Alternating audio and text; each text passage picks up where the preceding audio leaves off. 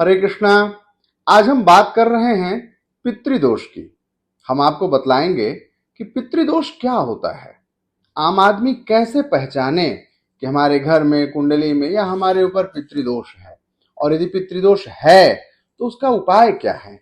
हम बहुत बड़ी पूजा या बहुत बड़े खर्च नहीं कर सकते, तो ऐसा क्या करें कि पितृदोष से मुक्त हो जाएं।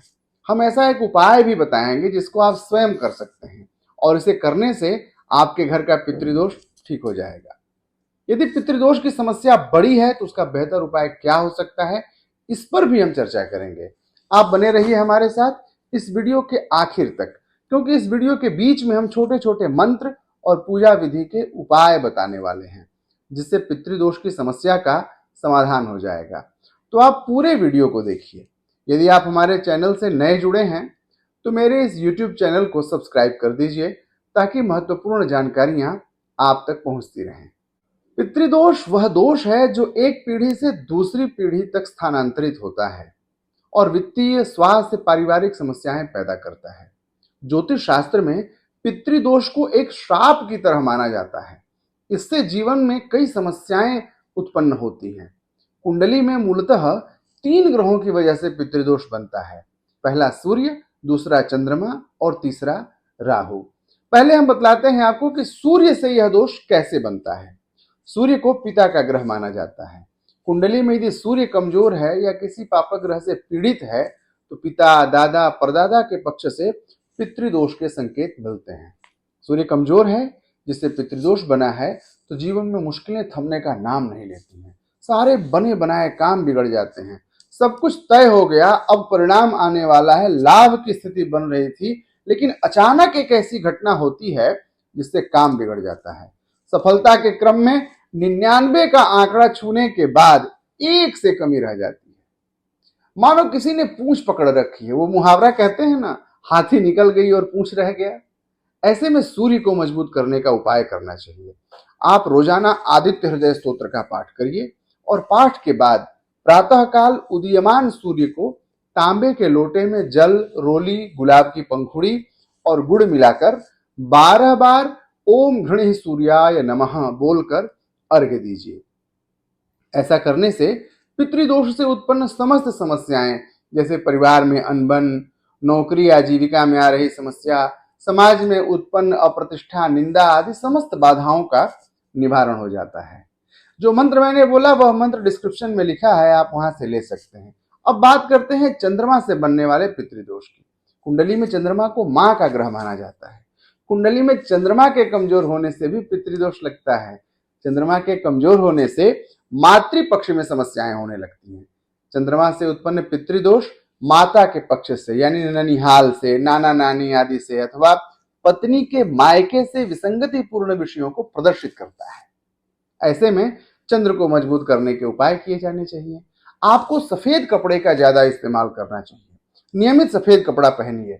वर्ष में कम से कम 4 बार अपने शरीर के वजन के बराबर चावल का, चीनी का अथवा दूध का दान कर दीजिए। और चंद्रमा के वैदिक मंत्र ओम इमं देवा असपत्नगों सुवध्वं महते क्षत्राय महते ज्येष्ठाय महते जानराजेन्द्र सेन्द्रियाय इमं मुख्य पुत्र मुख्य पुत्रमस्य विख एक भूमि राजा सोमोस्माकं ब्राह्मणानागुं राजा। इस मंत्र का नियमित 108 बार जप एवं दशांश हवन करना चाहिए। हवन में वैदिक मंत्र को बोलते हुए पलाश की लकड़ी को घी में डुबाकर प्रज्वलित पूजित अग्नि में अर्पित कर दीजिए। और पूर्णिमा की रात्रि लगभग 8 बजे जलपात्र में चंद्रदेव के बिंब पर पत्र पुष्प आदि चढ़ाकर विधि पूर्वक पूजा करके दूध से अर्घ्य देने पर भी ये समस्या अनुकूल हो जाती है। अर्घ्य देने का मंत्र है दधिशंक तुषाराभम क्षीरोदार्णव संभवम नमामि शशिनम शोभम शोभा मुकुट भूषणम। इस मंत्र को बोल करके जल में दूध से अर्घ्य दीजिए।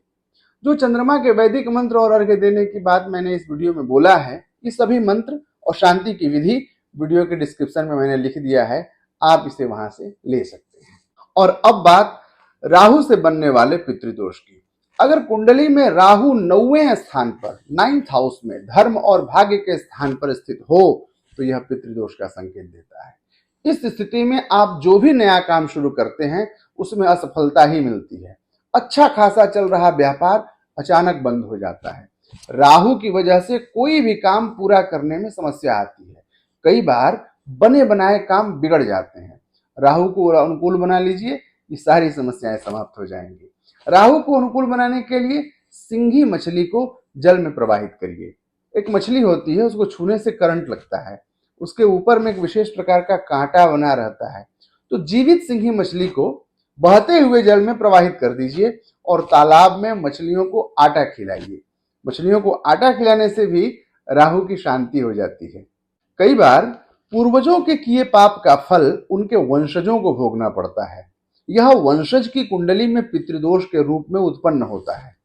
जीवन में हमेशा मुश्किलें आती रहती हैं, घर में हमेशा कोई न कोई बीमार रहता है, मान सम्मान की हानि होती है, पिता से विवाद होता है, घर में पिता और पुत्र का बनता नहीं है, और घर में पुत्र का जन्म न होना या जन्म होकर उसकी बार बार मृत्यु हो जाना, ऐसा तब होता है जब आप पूर्वजों के प्रति अपनी जिम्मेदारियों को पूरा नहीं करते हैं, उनका सही से श्राद्ध या तर्पण नहीं करते हैं, तो इससे पितृदोष हो जाता है।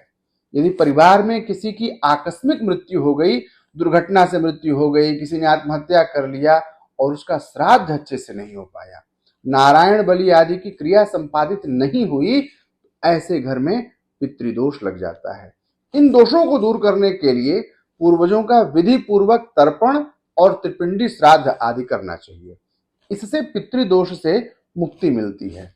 यदि ऐसी स्थिति आपके घर में भी है तो काशी वाराणसी स्थित पिशाच मोचन में त्रिपिंडी श्राद्ध करिए। पिशाच मोचन कुंड पितरों को प्रेत बाधा और अकाल मृत्यु की बाधाओं से मुक्ति दिलाता है।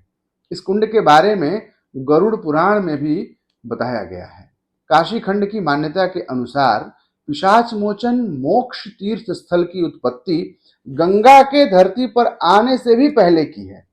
वाराणसी के पिशाच मोचन कुंड में ऐसी मान्यता है कि 1000 साल पुराने इस कुंड के किनारे बैठकर अपने पितरों, जिनकी आत्माएं असंतुष्ट हैं, उनके लिए यहाँ पितृपक्ष में आकर कर्मकांडी ब्राह्मण से पूजा करवाने से मृतक को प्रेत योनि से मुक्ति मिल जाती है। साथ ही यदि घर में पितृदोष है तो त्रिपिंडी श्राद्ध करने से पितृदोष से मुक्ति मिलती है। मान्यता के अनुसार यहाँ कुंड के पास में एक पीपल का पेड़ है जिस पर अतृप्त आत्माओं को बिठाया जाता है। इसके लिए पेड़ पर एक सिक्का रखवाया जाता है ताकि पितरों का सभी उधार चुकता हो जाए और पितर सभी बाधाओं से मुक्त होकर के मोक्ष की प्राप्ति कर सकें और यजमान भी पितृ ऋण से मुक्ति पा सकें। तो पितृदोष से संबंधी बाधाएं 3 तरीके की होती हैं, सात्विक, राजस और तामस। इन तीनों बाधाओं से पितरों को मुक्ति दिलवाने के लिए काला, लाल और सफेद झंडे लगाए जाते हैं। इसको भगवान शंकर, ब्रह्मा और विष्णु के प्रतीक के रूप में मानकर तर्पण और श्राद्ध का कार्य पिशाच मोचन में किया जाता है, जिससे पितृदोष से मुक्ति मिल जाती है। तो आज मैंने प्रयास किया आपको पितृदोष और उसके समाधान के बारे में विस्तृत रूप से बतलाने का। मेरे द्वारा बताए गए विषयों में यदि कोई जिज्ञासा आपकी हो, कोई प्रश्न हो, कोई शंका हो, तो आप उसके समाधान के लिए मेरे कमेंट बॉक्स में जाकर अपनी जिज्ञासा व्यक्त करिए और मुझे आपकी जिज्ञासा को शांत करने में प्रसन्नता होगी। आप संकोच नहीं करिएगा, आप निसंकोच मुझसे पूछ सकते हैं। इसी के लिए स्क्रीन पर मैं ये नंबर भी फ्लैश कर रहा हूँ। स्क्रीन पर फ्लैश किए जा रहे नंबर पर भी आप मुझे कॉल कर सकते हैं। यदि आप हमारे चैनल पर नए जुड़े हैं तो हमारे चैनल को सब्सक्राइब कर दीजिए और बेल आइकन को दबा दीजिए ताकि सारी जानकारियां आप तक पहुंचती रहें। तो इन शब्दों के साथ मुझे दीजिए विदा। रोज की भांति मिलते हैं अगले कार्यक्रम में कल शाम 6 बजे एक नए वीडियो के साथ। तब तक के लिए जय श्री कृष्णा।